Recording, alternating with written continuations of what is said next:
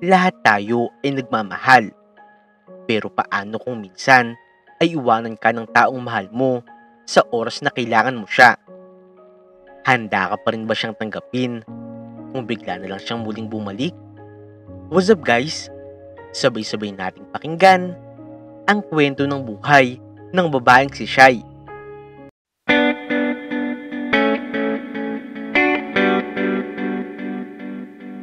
Nag-aaral pa sa kolehiyo itong si Shai at kumukuha siya ng kursong business administration. Isang araw, malapit na magsimula ang klase pero wala pa rin ang kanyang nobyo na si Jericho. Napailing na lamang siya. Mukhang wala na namang balak pumasok ang kanyang nobyo. Shai, okay ka lang? Bakit parang balisa ka? Tanong ng kaibigan niyang si Raquel. Katabi naman nito ang isa pa nilang kaibigan na si Angie. Oo. Inihintay ko lang dumating si Jericho. Kanina ko pa siya hinihintay pero wala pa rin. Magsisimula na ang klase. Tugon niya. Ako naman Shai, wag mo na siyang asahan. Alam mo naman, wala siyang interes sa pag-aaral Ilang taon na lang, gagraduate na tayo. Pero wala pa rin siyang pagbabago. Sampit ni Raquel. Oo nga Shai, kahit nga ang mga professors natin, napapagod na rin sa kanya. Ikaw na nga lang talaga ang nagtsatsaga sa kanya Ang tibay mo talaga Shai. Paano mo ba siya napagtitiisan? Babaero na nga siya, tamad pang mag-aaral. Dagdag pa ng kaibigan nilang si Angie. Grabe naman kayo. May family problem kasi siya, kaya ganoon siya. Pero naniniwala pa rin ako. Magbabago rin si Jericho. Sambit naman ni Shai sa kanyang mga kaibigan. Hay nako, nakakabulit talagang sobrang pagmamahal. Iba na rin ang tama sa iyo Pabirong sabi ni Angie. Oo nga, buti na lang talaga. Hindi kami ganyan. Natatawang sabi ni Raquel. Nanahimik na nga lamang si Shai. Alam niya kasi na kapag nagsalita pa siya, ay muling ihirit ang kanyang mga kaibigan. Palibasa, hindi pa rin nararanasan ng mga ito kung paano magmahal. Kaya hindi nga siya naiintindihan ng mga ito. Binuksan na nga lamang niya ang kanyang mga libro at kunwaring nagbabasa para hindi na nga siya kantsawan pa ng kanyang mga kaibigan. Dumaan pa nga ang ilang minuto hanggang sa dumating na rin ang kanilang professor. Inayos na nga niya ang kanyang pagkakaupo at nakinig sa leksyon na itinuturo nito. Ganoon din ang ginawa ng kanyang mga kaklase. Noong matapos ang klase, ay niyaya siya ng kanyang mga kaibigan na kumain sa food court na malapit sa kanilang eskwelahan. Pero tumanggi na nga lamang siya. Nagunwari siyang masama ang kanyang pakiramdam. Pero ang totoo, nagtungo siya sa bahay ni Jericho. Noong makita niya ito, ay kaagad niya itong niyakap ng mahigpit. Jericho, miss na miss kita. Saad niya. Pero hindi man lang ito ginantihan ni Jericho. Kumunod pa nga ang noo nito at para bang hindi ito masaya na nakita siya. Ano bang ginagawa mo dito? Bungad sa kanya ni Jericho. Nagpunta ako dito para kamustahin ka. Ilang araw ko na kasing hindi pumapasok Sagot naman ni Shai. Okay lang ako. Walang emosyon na sabi ni Jericho. Mabuti pa, umalis ka na. Marami pa akong gagawin. Nakakaistorbo ka lang. Kinusot ni Shai ang kanyang muka dahil hindi niya maintindihan kung bakit ganoon ang trato sa kanya ng kanyang nobyo. Jericho naman, may problema ba tayo? May kasalanan ba ako? Bakit ganyan ka sa akin? Hindi ko man lang ba masaya na makita ako? Tanong niya dito. Mukha ba ako masaya? Nakangiti ba ako? Di ba hindi? Pabalang na sagot ni Jericho. Malapit nang maubos ang pasensya ni Shai, pero pinilit pa nga rin niya na kumalma. Humugot siya ng malalim na hininga bago sumagot. Jericho, ano ba nangyayari sa'yo? Pinipilit kitang intindihin. Pero tingnan mo, tinataboy mo lang ako. Palagi ka na lang ganyan. Alam mo, nakakapagod ka na rin eh. Napapagod ka na? So gusto mo, hiwalayin mo na ako? Sampit ni Jericho. Bahagyang tumigas ang kanyang boses. Napasinghal naman si Shai. Hindi niya nagustuhan ang paghahamon ng kanyang nobyo. Kung ganyan lang din naman ang trato mo sa akin, mabuti pa nga, mag-break na lang tayo. Bulyaw niya sa kanyang nobyo. Sige ba, kung yan ang gusto mo, maghiwalay na lang tayo. Tugon naman ni Jericho at tumalikod na nga rin ito. Pumasok na ito sa loob ng bahay. Padabog pa nga nitong isinara ang pinto. Naiwan namang luhaan itong si Shai, pero nananatili pa nga rin siya sa kanyang pagkakatayo. Umaasa siya na babalik si Jericho para suyuin siya. Dumaan pa ang ilang minuto, pero hindi nga nangyari ang kanyang inaasahan. Mukhang wala ng pag-asa na maayos pa ang kanilang relasyon. Gamit ang kanyang mga kamay, pinunasan niya ang kanyang mga luha. Noong masigurado na maayos na ang kanyang postura, naglakad na nga siyang paalis. Pagkarating sa kanilang bahay, nakita niya naghuhugas ng mga pinggan ang kanyang nanay. Bakit ngayon ka lang umuwi? Nakipagkita ka na naman sa boyfriend mo, no? Saad nga ng kanyang nanay noong makita siya nito. Opo, Nay. Pero huwag ka pong mag-alala. Simula ngayon, hindi na kami magkikita ulit. Dahil nakipaghiwalay na po ako sa kanya. Pinigil siya ang kanyang emosyon habang nagsasalita. Hay, sa wakas, natauhan ka na rin. Saad ng kanyang nanay. Tila nabunutan nga ito ng tinik sa kanyang dibdib. Nagkunwari na nga lamang si Shai na wala siyang naririnig. Dumiretso na nga lamang siya sa kanyang kwarto at pabagsak na iniga ang kanyang sarili. Idinaan na nga lamang niya sa pagtulog ang sakit na kanyang nararamdaman. Maging ang kanyang mga kaibigan ay natuwa noong malaman na nakipaghiwalay na nga siya kay Jericho. Tuloy na nga rin siya nawalan ng balita tungkol sa binata. Itinuon na nga lamang niya ang kanyang atensyon sa kanyang pag-aaral. Pinupuri na nga siya ng kanyang mga profesor dahil mas lalong tumaas ang kanyang mga grades. Isang araw, kasama niya magtungo ang mga kaibigan sa library. Habang nandoon, ay biglang dumilim ang kanyang paningin.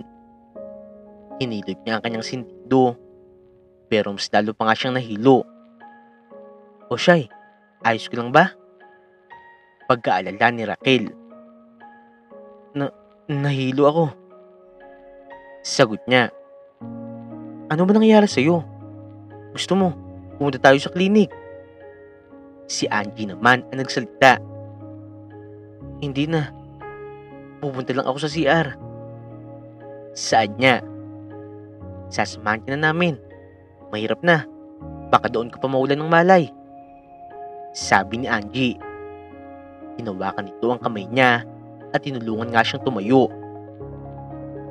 Pagkarating nga sa banyo, ay wala siyang tigil sa pagsusuka.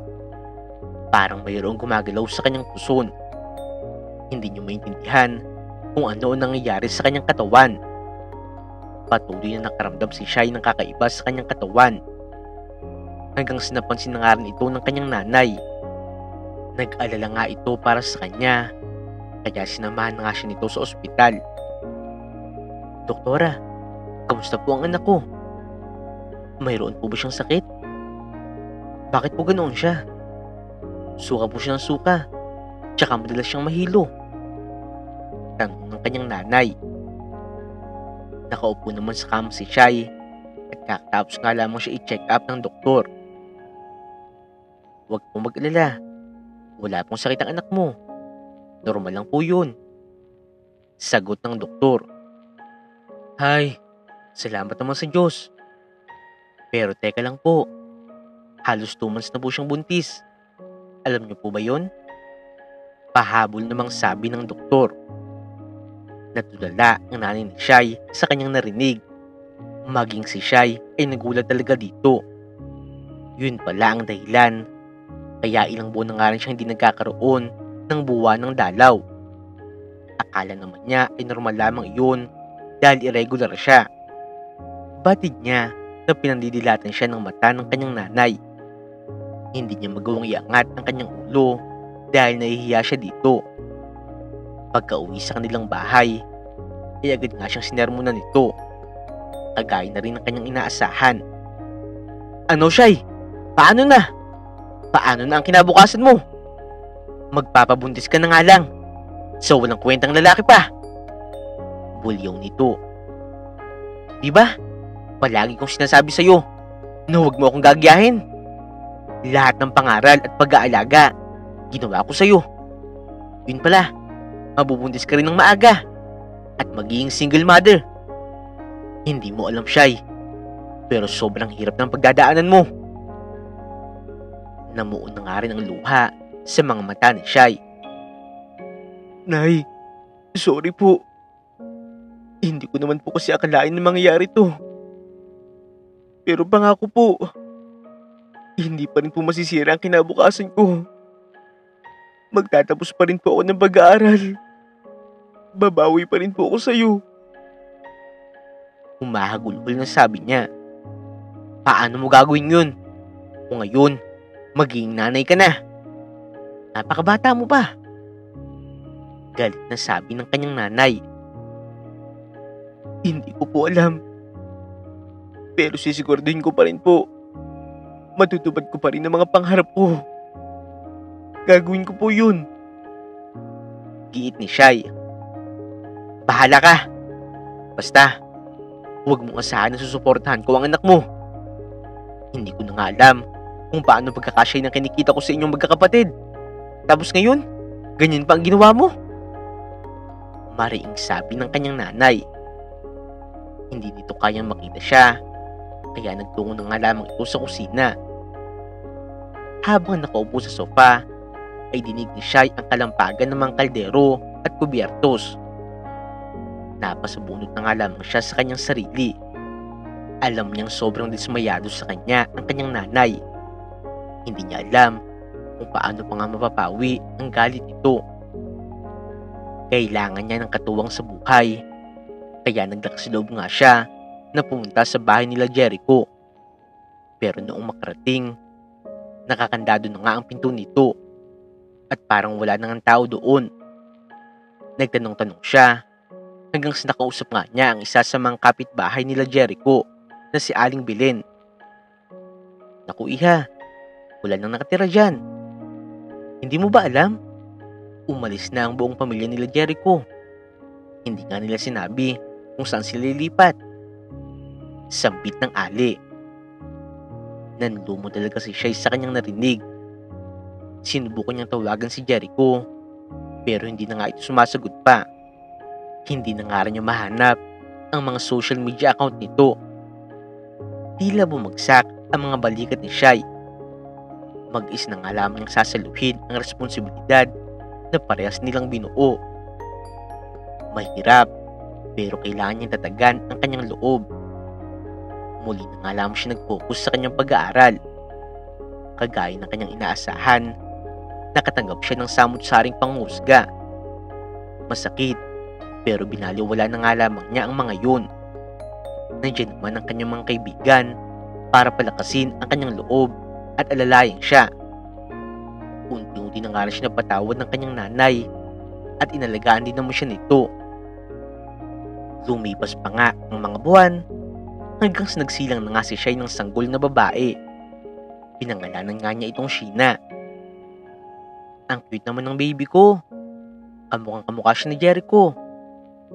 Sambit niya habang karga ang kanyang sanggol. Kakauwi nga lamang niya galing sa ospital. Ikaw talaga. Naalala mo pa rin si Jericho. Iniwan ka na nga niya. Inaalala mo pa rin siya. Diba ang sabi ko sa'yo, wag mo na siyang iisipin o babanggitin? Mariing sabi ng kanyang nanay. Umiinit talaga ang ulo nito sa tuwing naririnig nga nito ang pangalan ng dating nobyo ng kanyang anak. Ginawa na nga lamang ni Shay ang lahat para kalimutan ang kanyang dating nobyo. Itinapon na nga niya ang mga bagay na magpapaalala dito. Tinanim niya sa kanyang isipan na walang kwentang ama si Jericho at wala itong karapatan na makilala ang kanilang anak. Noong makarecover na nga siya mula sa panganganak, tinag-apply na nga rin siya ng trabaho sa iba't ibang kumpanya. Natuwa naman siya dahil tinawagan siya ng isang fast food chain para sa isang interview. Mayroon ka na palang anak, pero mayroon ka bang asawa? Ayos lang ba sa kanya kung sakaling magtrabaho ka dito? Tanong ng manager na babae. Bigla namang napalunok si Shai habang nakatitig sa manager. Pakiramdam niya, ini-examine nga nito ang kanyang buong pagkatao. Wala po akong asawa. Single mother po ako. Sagot niya dito. Napasinghal naman ang manager. Kung ganoon, hindi kita pwedeng tanggapin. Ikaw lang nag-aalaga sa anak mo at nag-aaral ka pa. Baka hindi mo kayanin magtrabaho. Baka palagi ka lang umabsent sa trabaho at magkulang pa kami sa crew. Sabi nito. Pero ma'am, ipinapangako ko po, hindi po mangyayari yun. Ibibigay ko po ang buong commitment ko sa trabaho. Tinutulungan naman po ako ng nanay ko at mga kapatid ko sa pag-aalaga sa anak ko. Kailangan ko po ng trabaho para matustusan ang pangangailangan ng anak ko. Ayokong iasa ang lahat sa nanay ko. Please, tanggapin niyo na po ako. Pakiusap ni Shai. Bigla namang natahimik ang manager. Tila malalim ang iniisip nito. Sige, bibigyan kita ng pagkakataon. Tanggap ka na bilang cashier. Saan ito? Sobrang saya talaga ni Shai sa mga sandaling ito. Sa wakas, magkakaroon na nga siya ng panggastos sa kanyang anak at para sa kanyang pag-aaral. Maraming salamat po ma'am. Pangako po, hindi ko po sasayangin ang pagkakataon na ibinigay niyo sa akin. Sabi niya. Walang anuman. Basta pagigihan mo ang pagtatrabaho mo. Sagot ng manager. Ito nga pala ang mga requirements na kailangan mong ipasa. Inabot nito ang isang papel. Sige po ma'am, aasikasuhin ko na po ang mga ito. Magiliw na tugon ni Shai. Pagtango naman ang naging sagot ng manager. Kinalaunan, nagsimula na nga rin magtrabaho si Shai.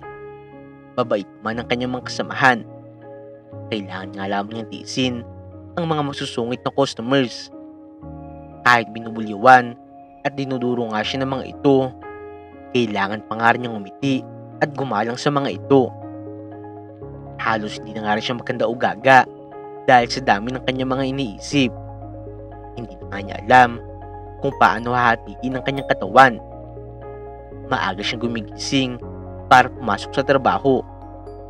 Pagsapit naman ng alas 5 ng hapon, dumidiretso siya sa kolehiyo para mag-aral. Madalas, hating gabi na nga rin siya kung umuwi. Kahit pagod na siya, hindi pa rin siya pwede magpahinga dahil kailangan pa nga niyang alagaan ang kanyang anak. Oy Shai, magpahinga ka naman. Tingnan mo nga, pagod na pagod ka. Magkakasakit ka na. Sampid ni Raquel habang naglalakad sa hallway. Ayos lang ako. Iinom na lang ako ng gamot. Sagot naman ni Shai. Hindi na nga siya kinukumbinsi ng kanyang mga kaibigan dahil alam ng mga ito na hindi naman siya makikinig. Patuloy na nagsikap itong si Shai hanggang sa dumaan ang mga taon at nakapagtapos na nga rin siya ng pag-aaral. Sakto naman dahil nangangailangan ng assistant manager sa fast food chain na kanyang pinapasukan. Dahil sa kanyang sipag, siya nga ang napili para sa posisyon na yun. Mas malaki na nga ang sahod niya, kaya unti-unti na nga siya nakakaipon ng pera. Kasabay naman noon, napagtanto niya na tumatanda na nga rin ang kanyang nanay at hindi na nga nito kaya pang alagaan ang kanyang anak. Pati niya na kailangan na nga niyang bumukod, kaya nangupahan na nga lamang siya sa maliit na apartment. Kumuha na lamang din siya ng yaya para mayroong mag-alaga sa kanyang anak kapag nasa trabaho siya. Kinalaunan, dahil alam ng kanyang mga katrabaho na matagal na nga rin siyang single, ipinakilala nga siya ng isa sa mga katrabaho niya sa isang lalaki. Mike ang pangalan nito. Hindi maitatanggi ni Shai na nagwapuhan nga siya kay Mike noong una nga niya itong makita. Humanga rin talaga siya dito dahil isa nga itong pulis at nag-aaral ngayon ng abogasya. Mabait ito, kaya unti-unti nga rin siya napalapit dito at naging kaibigan na nga rin niya si Mike. Isang araw ay break time niya sa kanyang trabaho. Libre ang kanilang pagkain, pero nagsasawa na nga rin siya sa pritong manok. Kaya lumabas na nga lamang siya para bumili ng ibang ulam. Subalit ilang hakbang pa nga lamang ang kanyang nagagawa, ay bigla naman niya nakita si Mike. "Mike, anong ginagawa mo dito?" tanong niya. "Alam ko na break time mo ngayon, kaya dumaan muna ako dito. Galing ako sa Baguio, kaya naisip ko, dalhan ka ng pasalubong." Sambit ni Mike habang inaabot ang supot. "Nako, salamat naman. Pumunta ka pa talaga dito para iabot lang to, ha?" sabi ni Shai, tsaka tinanggap ang mga pasalubong. Napakamot naman sa ulo si Mike. Sa totoo lang kasi, mayroon pa akong ibang pakay." "Saan ito?" "Ano naman yun?" pagtataka ni Shai. Shai, matagal na ako nagpaparamdam sa iyo, pero hindi mo pa rin nahalata." Sambit ni Mike. "Nahalata? Ang alin?" pagtataka ni Shai. "Hindi mo ba napapansin na gusto kita? Palagi kitang pinupuntahan at binibigyan ng mga regalo dahil may gusto ako sa iyo at balak kong manligaw sa iyo." Saad ni Mike. Napanganga naman si Shai sa kanyang narinig. Ilang segundo pa nga ang lumipas bago siya nakasagot. "Mike, mabait kang tao, pero ibang babae na lang ang ligawan mo. Yung dalaga at karapat dapat para sa iyo." "Shai, hindi naman kasi issue sa akin kung mayroon ka ng anak. Kung single mom ka, handa akong tanggapin ka ng anak mo." Giit ni Mike. Napabuntong hininga naman itong si Shai. "Pasensya na, Mike, pero kaibigan lang talaga ang turing ko sa'yo. Hindi ko kayang suklian ang pagmamahal mo. Sa palagay ko kasi, hindi talaga tayo bagay. Sa iba ka na lang manligaw." Sagot niya dito. Umarko naman ang mapaklang ngiti sa mga labi ni Mike. "Siguro, hindi ka pa handang makipagrelasyon dahil iniisip mo ang anak mo. Pero Shai, hindi ako susuko. Papatunayan ko na karapat-dapat ako sa'yo." Giit nito. "Pero, Shai, wala nang pero-pero. Kahit ilang beses mo akong pagbawala na manligaw sa'yo, hindi pa rin ako magpapaawat." Sambit ni Mike. "Aalis na rin muna ako. Masyado na kitang naiistorbo." Natulala na nga lamang si Shai habang pinagmamasdang umalis si Mike. Isang beses, nakipagkita siya sa kanyang mga kaibigan. Habang nakipag-usap siya sa mga ito, hinayaan niya maglaro sa swing ang kanyang anak. "Ang bilis talaga ng panahon. Malaki na ang inaanak namin.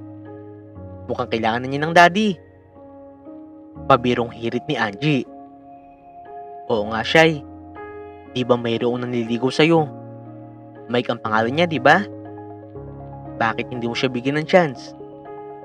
Nakangising sabi ni Raquel. "Ano ba kayo? Nakafocus ako sa anak ko. Tsaka na yung love life. Ang anak ko na muna."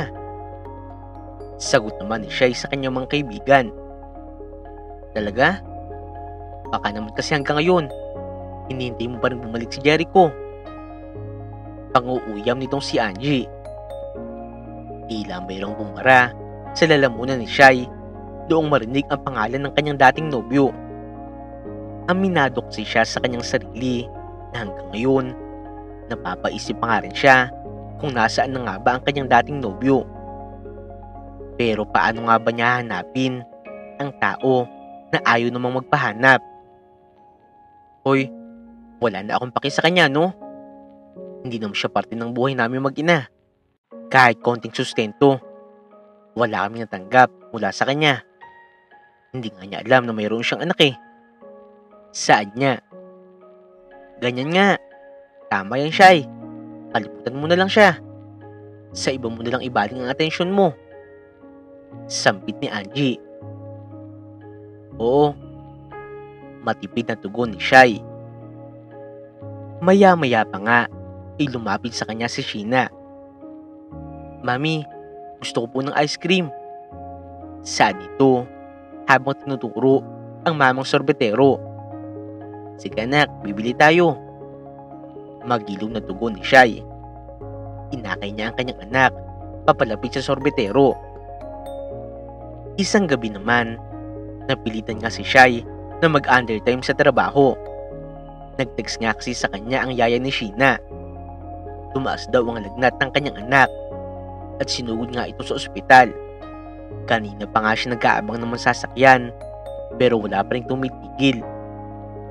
Dahil doon, napilitan na nga si Shai na tawagan si Mike para sunduin siya. Agad namang dumating ang binata. Pagkalipas pa nga ng ilang minuto, ay nakarating na nga sila sa ospital. Nadatnan ni Shai na nakaratay sa kama ang kanyang anak. Niyakap niya kaagad ito ng mahigpit habang nangingilid ang kanyang mga luha. Bilang ina kasi, mahirap makita nagkakasakit ang kanyang anak. Maya-maya, binalingan niya ang yaya na si Mabel. Mabel, anong sabi ng doktor? Kamusta raw ang anak ko? Tanong niya. Ayos na po ate. Bumuba na po ang lagnat ni Sheena. Kapag tumuloy daw po yun, pwede na rin daw po siyang umuwi. Sagot naman ng yaya na si Mabel. Tila nabunutan ng tinig sa dibdib itong si Shai. Salamat naman sa Diyos. Sabi niya. Umupo siya sa tabi ng kanyang anak, tsaka hinaplos ang maamang mukha nito. Patuloy niya itong binantayan hanggang sa lumalim ang gabi. Shai, matulog ka na. Ako muna magbabantay kay Sheena. Napapiglag siya noong marinig ang boses ni Mike. Hindi na. Ako ang nanay niya. Kaya ako ang mag-aalaga sa kanya. Pagtanggi ni Shai. Mike, bakit nga pala nandito ka pa? Umuwi ka na. Masyado na kitang naaabala. Hindi no? Masaya akong gawin to. Katulad mo, nag-aalala rin ako para kay Sheena. Kapag naging tayo na, kailangan ko na rin siyang alagaan. Kaya ngayon pa lang, mag-practice na ako. Tila hinaplos ang puso ni Shai sa sinabi ni Mike. Salamat. Sige, tayong dalawa na lang magbantay sa kanya. Saad niya. Sa kabutihang palad naman, hindi na nga muling tumaas ang lagnat ni Sheena, kaya nakalabas na nga ito ng ospital. Napanatag naman ang loob ni Shai at muli na nga siya nakapag-focus sa kanyang pagtatrabaho. Napagtanto nga rin niya na bihira na lamang ang lalaki na katulad ni Mike. Hanggang sa pinayagan nga rin niya itong manligaw sa kanya. Wala naman sigurong masama kung bubuksan niya ulit ang kanyang puso. Naniniwala nga rin siya na malalaman din ng kanyang puso kung paano nga rin mahalin itong si Mike. Hindi naman siya nagkamali dahil ramdam niya ang pag-aaruga ng binata. Parang prinsesa nga ang turing nito sa kanya. Maging ang kanyang anak ay inaalagaan nito. Isang umaga, habang sinusuklayan niya ang kanyang anak, napansin niya na mayroon nga itong suot na friendship bracelet. Anak, Saan galing ang bracelet mo? Sino ang nagbigay niyan? Tanong niya sa kanyang anak. Yung kaibigan ko po. Inosenteng sagot ni Sheena. Kaibigan? Sinong kaibigan? Pagtataka ni Shai. Si Sir Jericho po. Nakilala ko po siya noong naglalakad kami sa labas ni Yaya Mabel. Engineer po siya doon sa ginagawang building. Alam mo, Mami, sobrang bait po niya sa akin. Kapag nagkikita po kami, binibigyan niya po ako ng mga candies. Sambit ni Sheena. Biglang bumilis ang pintig ng puso ni Shai. Hindi kaya si Jericho at yung kaibigan ni Sheena ay iisa? Pero para nga sa kanya, imposibleng maging engineer ang kanyang dating nobyo. Lalo wala nga itong pangarap sa buhay noon. Mami, di ba po malapit na po ang 6th birthday ko? Pwede ko po bang imbitahan si Sir Jericho? Napaiktad nga si Shai noong muling magsalita ang kanyang anak. Oo naman anak. Sige, imbitahan mo siya. Matipid niyang tugon. Iniwaksi na nga lamang niya sa isip ang dating nobyo. Marahil, kapangalan nga lamang ito ng kaibigan ng kanyang anak. Dumaan pa nga ang mga araw, hanggang sa sumapit na nga ang kaarawan ng kanyang anak. Dinaluhan nga ito ng kanilang mga kaibigan at pamilya. Maging si Mike ay nandoon. Anak, iban mo na ang kandila. Magilo na sabi ni Shai pagkatapos kumanta ng birthday song. Sinunod naman ni Sheena ang sinabi niya. Noong mahipan ng kandila, nagpalakpakan niya ang mga bisita. Sheena, para sa'yo ito. Sambit ni Mike habang inaabot ang malaking regalo. Salamat po, Tito Mike. Sabi ni Sheena. Pero sa halip nga nang umiti siya, tila malungkot pa itong si Sheena. Napansin naman yun ni Shai, kaya binalingan niya ang kanyang anak. Nak, birthday mo ngayon. Pero bakit malungkot ka? Tanong niya. Kasi po, hindi po dumarating si Sir Jericho. Nag-promise naman po siya na attend po siya sa birthday ko eh. Pero wala pa rin po siya. Tugon ni Sheena. Baka nahirapan na siyang hanapin ang address ng bahay natin. Habang hinihintay mo siya, mag-enjoy ka muna kasama ng mga kaibigan mo. Pinilit ni Shai na pag-aanin ang loob ng kanyang anak. Sige po, Mami. Makipaglaro po muna ako sa mga friends ko. Sabi ni Sheena. Yun lang at tumakbo na nga ito papalapit sa kanyang mga kaibigan. Samantala, naging abala nga si Shai sa pag-aasikaso ng mga bisita. Tinulungan naman siya ng kanyang nanay at ni Mike. Habang inaasikaso ang mga pagkain, naramdaman niya na mayroong kumalabit sa kanya. Mami! Mami! Nandito na po yung friend ko! Si Sir Jericho! Saad ni Sheena. Inangat ni Shai ang kanyang ulo. At mangingiti na nga sana siya para batiin ang bisita ng kanyang anak. Pero bigla nga siya natigilan noong makita ang katawan at mukha ni Jericho. Tama nga ang kanyang hinala. Iisang tao lang ang kaibigan ng kanyang anak at ang kanyang dating nobyo. Shai? Ikaw ang nanay ni Sheena? Maging ang binata ay nagulat noong makita siya. Ilang minuto pa nga ang lumipas bago siya naglakas loob na sumagot dito. Oo. Ako nga ito. Ako nga ang nanay ni Sheena. Halos hindi kita nakilala ha. Ibang-iba ka na. Engineer ka na pala ngayon. Oo. Sa Pampanga talaga ako nakatira. Pero ngayon, nagkataon lang, may project ako dito. Sagot ni Jericho. Ikaw din, Shai. Ang laki na rin ng pinagbago mo. Mas lalo kang gumaganda eh. Tila kiniliti naman ang mga tenga ni Shai sa huling sinabi ng binata.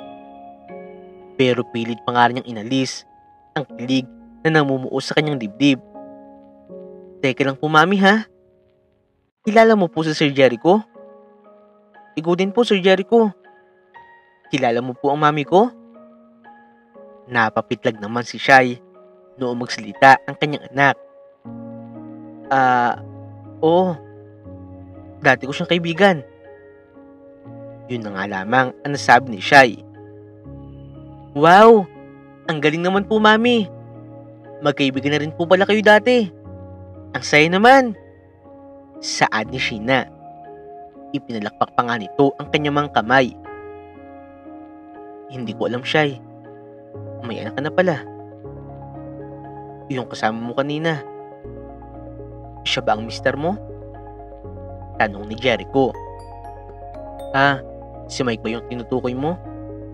Hindi ko siya asawa. Pero nanliligaw siya sa akin.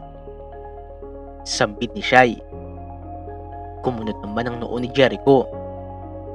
Teka, wala kang asawa? Sino ang tatay ni Sheena? Pang-uusisa pa nga nito. Napalunok si Shai sa sobrang kaba. Hindi niya mawari kung paano sasagutin ang tanong ni Jericho. Hindi ngayon ang tamang oras para pag-usapan ang tungkol sa kanilang nakaraan. Lalo na nga rin na nasa event si Mike. Kailangan niyang isipin ang mararamdaman nito. Kailangan na namin umakyat sa stage ni Sheena. May dance number pa kasi kami. Pag-iiba niya ng usapan. Dali-dali niyang inakay ang kanyang anak patungo sa entablado. Ginawa niya ang lahat ng kanyang makakaya para iwasan si Jericho. Sa tuwing lalapit nga ito sa kanya, nagkukunwari na nga lamang siyang abala. Nagtagumpay naman siyang gawin yun hanggang sa natapos na nga rin ang event. Nakahinga na nga rin siya ng maluwag dahil walang nangyaring aberya. Isang gabi, kakauwi nga lamang niya galing sa trabaho.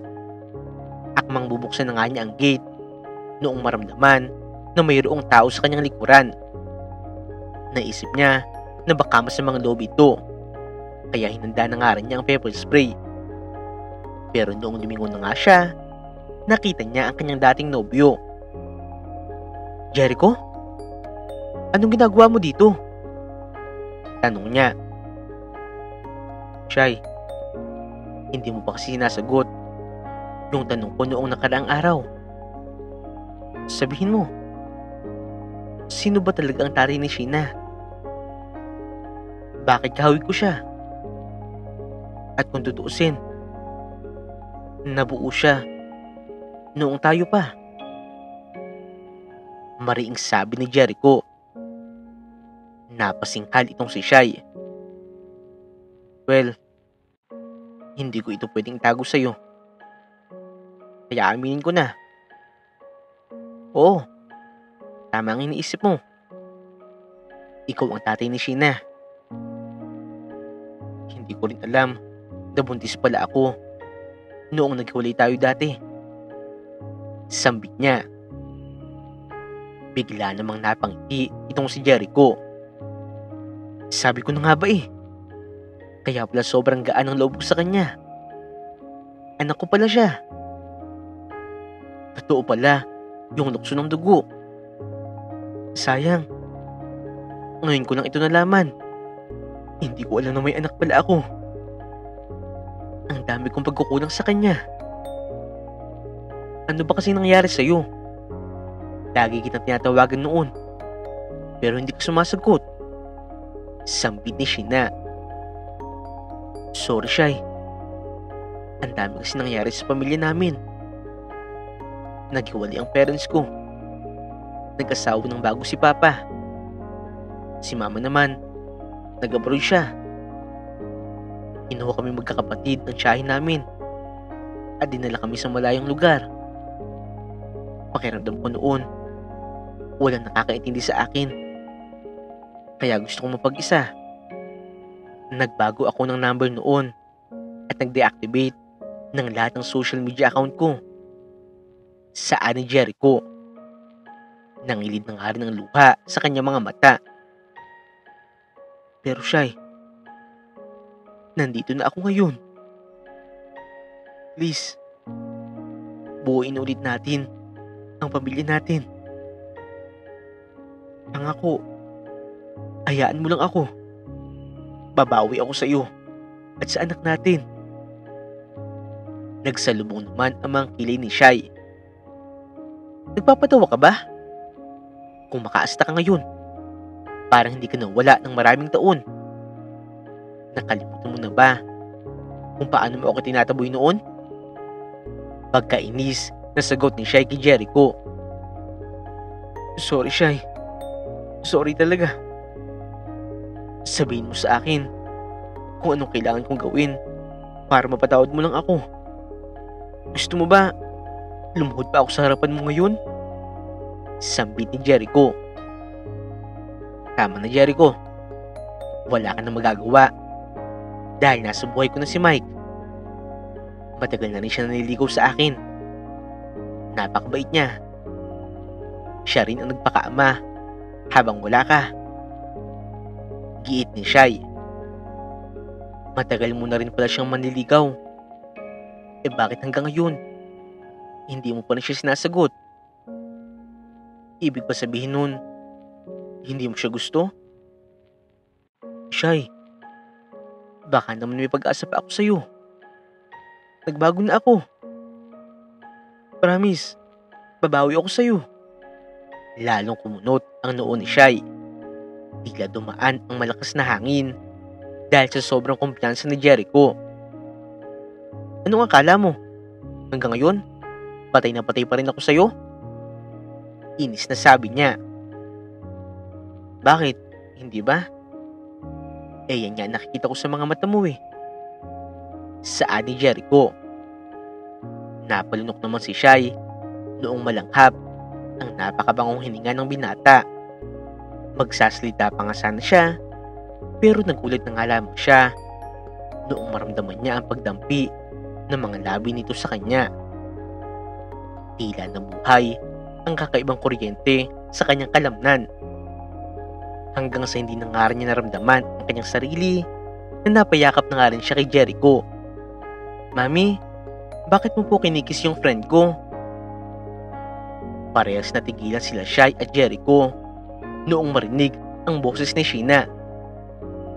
Noong balingan nila ito, napagtantungan nila na kanina pa nga ito nakatayo sa may gate at kasama nga nito ang yaya nito. Hindi anak. Napuwing lang ako. Kaya hinihipan niya ang mata ko. Dahilan ni Shai. Tama ang mami mo. Masakit daw kasi ang mata niya. Kaya tinulungan ko siya. Pagsegunda naman ni Jericho. Madali naman nilang napaniwala si Sheena. Pero hindi nga si Yaya Mabel. Tumalikod na nga lamang ito para pigilan ang tawa. Mabuti pa, umalis ka na. Bulong ni Shai kay Jericho. Pero paano ang anak ko? Gusto ko na magpakilala sa kanya. Mahinang sabi ni Jericho. Pero baka sa boses nito ang pananabik sa kanyang anak. Kailangan ko muna siyang ihanda. Baka mabigla siya eh. Huwag kang mag-alala. Hindi ko siya ibagdadamot sa'yo. Sambit ni Shai. Sige. Basta, tawagin mo ako sa lalong madaling panahon ha? Saad ni Jericho. Pagkatapos nga nito ay umalis na rin siya. Humugot naman ng malalim na hininga itong si Shai. Pilit niyang inalis ang init na kanyang nararamdaman. Maya-maya, inakay na nga niya papasok sa loob ng bahay si Sheena at si Yaya Mabel. Pinanindigan nga ni Jericho ang sinabi nito. Halos araw-araw nga siya sinusuyo ng binata. Palagi nga rin itong nagpapadala ng mga bulaklak at tsokolate. Kahit anong iwas nga rin niya, hindi ito sumusuko. Nakita nga rin ni Shai ang pagbabago ni Jericho. Responsable na nga ito at iniisip nito ang kanilang kinabukasan. Dahil doon, unti-unti na nga rin lumambot ang puso niya. Tila nabuhay ang tulog niyang damdamin.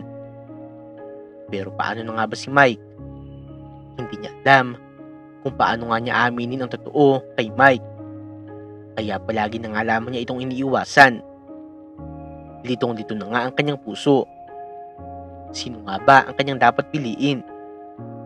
Si Jericho na mahal niya at ama ng kanyang anak, o si Mike na tumanggap sa kanya ng buong puso?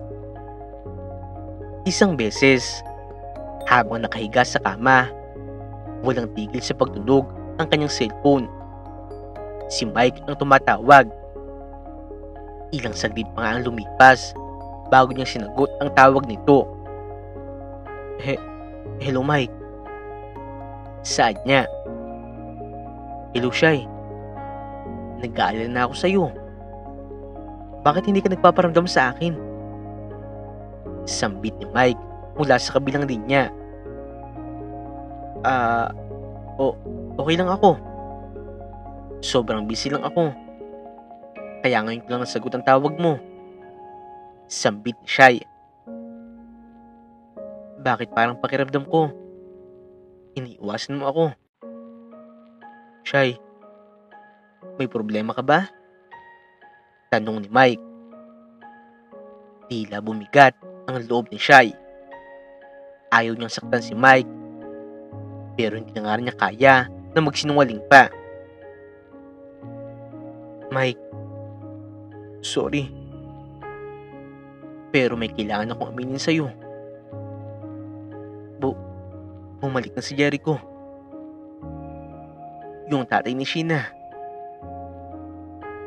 Sinusuyo niya ako ngayon. At gusto niya na muling mabuo ang pamilya namin. Pag-amin ni Shai kay Mike.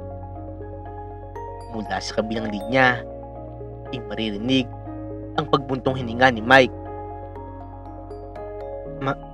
Mahal mo pa ba siya? Hindi nakaimik si Shai. Bagkus, inapaiyak na lamang siya. Mukhang alam ko na ang sagot mo. Kung sa kanya ka magiging masaya. Sige. Handa ako magparaya.